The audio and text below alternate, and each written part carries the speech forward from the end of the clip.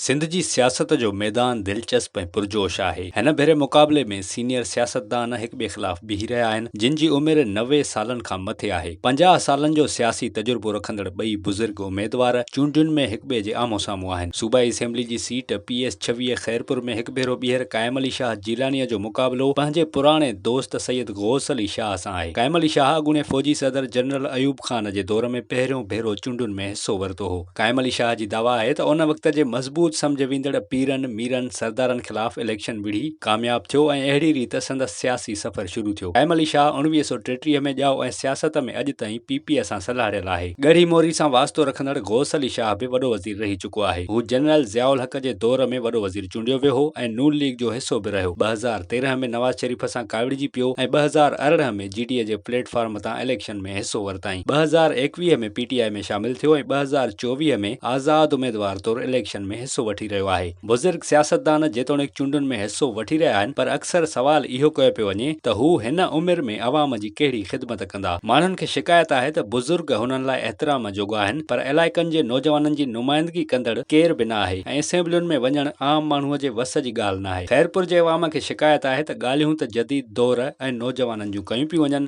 पर उन्हनि खे अॻिते केरु आणींदो। 50 सालनि में उमेदवार ई तब्दील नाहे थियो त नौजवाननि जी तक़दीर केरु तब्दील कंदो। कुझु माण्हुनि जो चवणु आहे त क़ाइम अली शाह ॿोॾुनि जी सूरत हाल में बि सरगर्म रहियो ऐं संदसि हुकूमत जे दौर में ख़ैरपुर में कम थिया आहिनि। ॿिए पासे तोणे जो क़ाइम अली शाह ऐं गौस अली शाह हिक ॿिए जे साम्हूं इलेक्शन विढ़ी रहिया आहिनि, पर ॿई सुठा दोस्त आहिनि ऐं हिक ॿिए जो एहतराम कनि था। इन खां अॻु क़ाइम अली शाह पंहिंजे दोस्त सैयद गौस अली शाह खे शिकस्त ॾेई चुको आहे ऐं हाणे ॾिसणो आहे त ॿिन्ही सीनियर सियासतदाननि मां केरु गोए खणे थो।